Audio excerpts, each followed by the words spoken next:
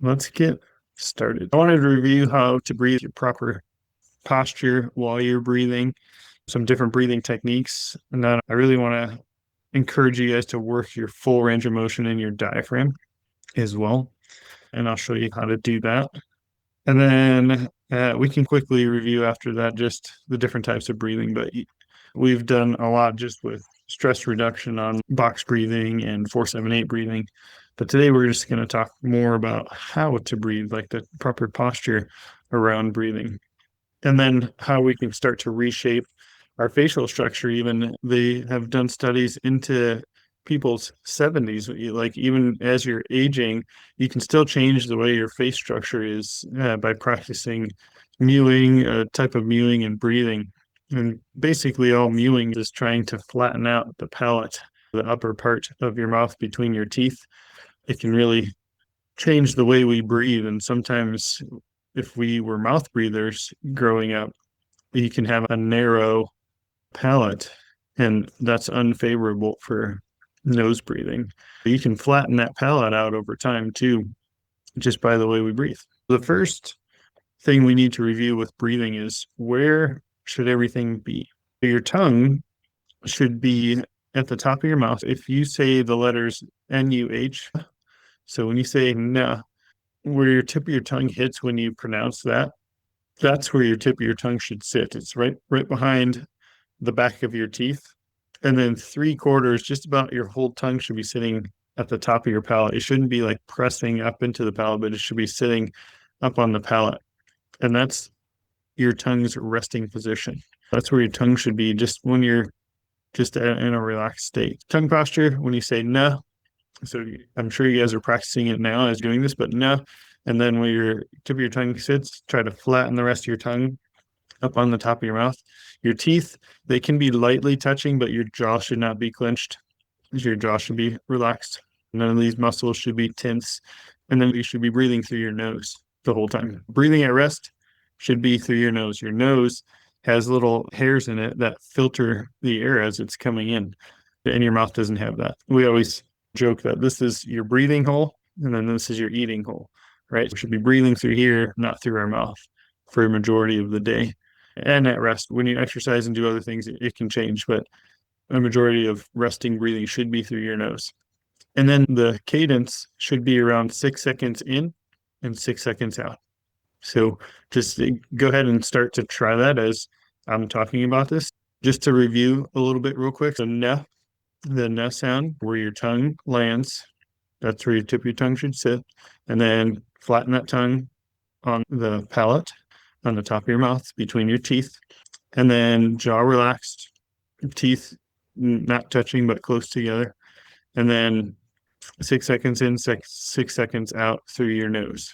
The goal when you're breathing, and even just when you're practicing, if somebody were to put a feather under your nose, you don't want that feather to move. So it shouldn't be like audible breathing. When you're just at rest, it shouldn't be audible. When we're doing some breathing techniques, it's okay to hear yourself breathe. But when you're just sitting at rest, the person next to you shouldn't really be hearing you breathe. And when you first start breathing, it'll almost feel like you're starving for air because you're trying not to make it audible with your 6 seconds in and 6 seconds out. But just keep practicing as you're teaching your body, like, hey, this is what I should be doing at rest and how I should be breathing. And you should be getting enough oxygen in your nose where you shouldn't be starving for air, but it just is different to your nervous system. So everyone try that out, and 6 seconds in, 6 seconds out with that proper posture. And a lot of the times, I can't see you guys today, but a lot of times when I say posture, everyone kind of sits up and has good posture too. And that's also a good thing. Just make sure your sitting posture's in a good form when we're around that breathing, and just really every day too. That's our proper posture for the tongue and just at rest breathing. And if you just think of that throughout the day as you're driving, you could practice your 6 seconds in, 6 seconds out.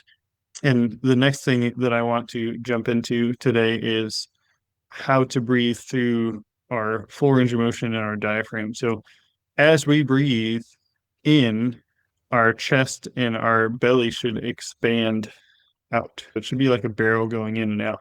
And it should be 3D. This is like 2D on my video here, but in and out. So you don't want to breathe up into your chest. It should be out. And when your lungs expand, they're going out and down. And then when you breathe out, they shrink back up. And so it should go out.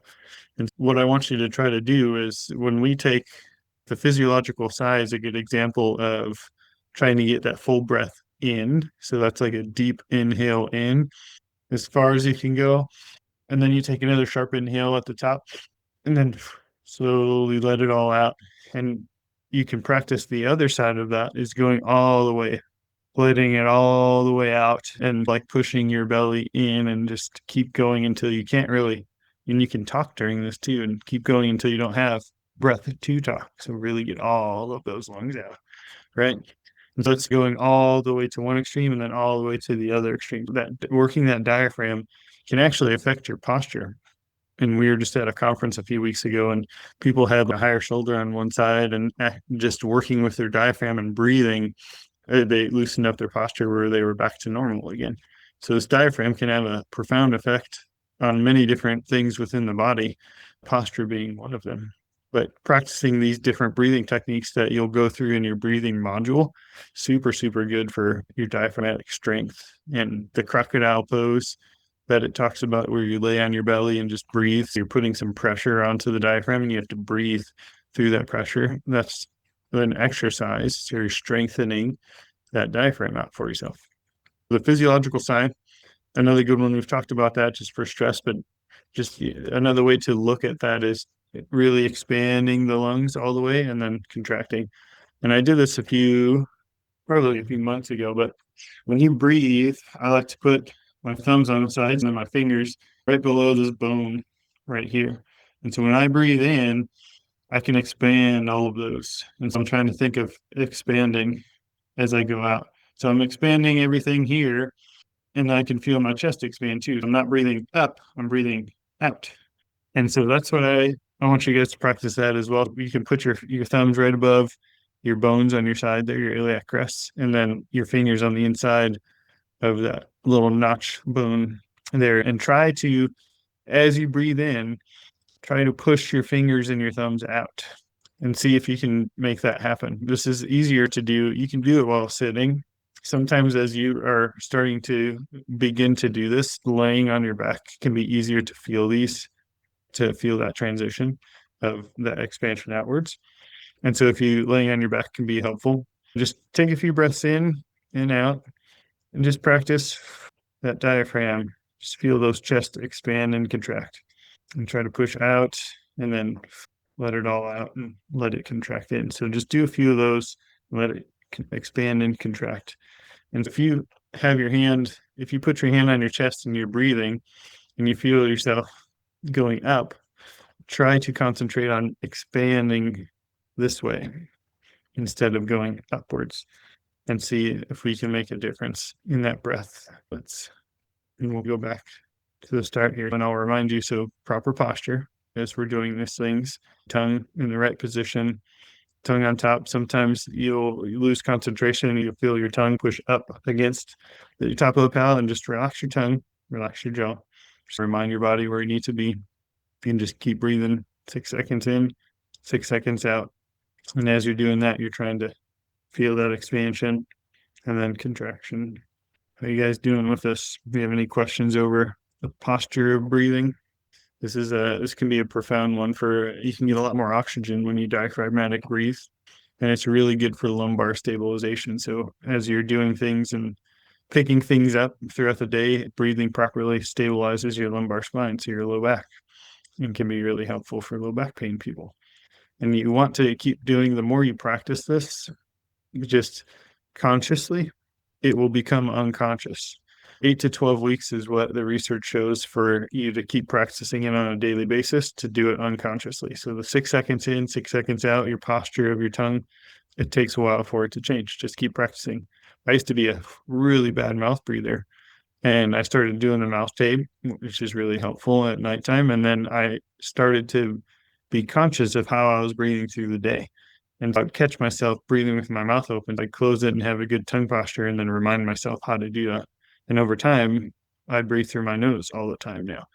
And so you can correct this. And that palate, the long, narrow palate, you can change that. And it's just practice over time. Okay. All right. Proper tongue posture, expand, contract, how you're going to do that. And we'll work on our breathing this week. So you can take this breathing and apply it, or take this posture and apply it to your box breathing. You can do 4 seconds in, 4 second hold, 4 second out, 4 second hold, and do that all through your nose, but that proper posture. You can do 4-7-8 breathing. So 4 seconds in, 7 second hold, 8 seconds out. And that could be all through your nose as well. Some of the other faster types of breathing, it just depends. They can be nose or mouth, like the yogi breathing and some of the quick diaphragmatic breathing. Those can be through nose or mouth. But like I said, today we're concentrating on what are you doing on a daily basis all of the time, and how can you have an effect on that? And people that breathe through their nose more get sick less too, because that's filtering everything coming in. So your mouth doesn't really have anything to evaluate what's coming in. It's more, like I said, for food. But our nose, it can change the temperature of the air coming in. It can filter things that are coming in for us. And so it can keep bacteria from getting into the system, keep viruses from getting in the system. The more that you nose breathe, the better. So many benefits to it. So go out and start practicing your breathing.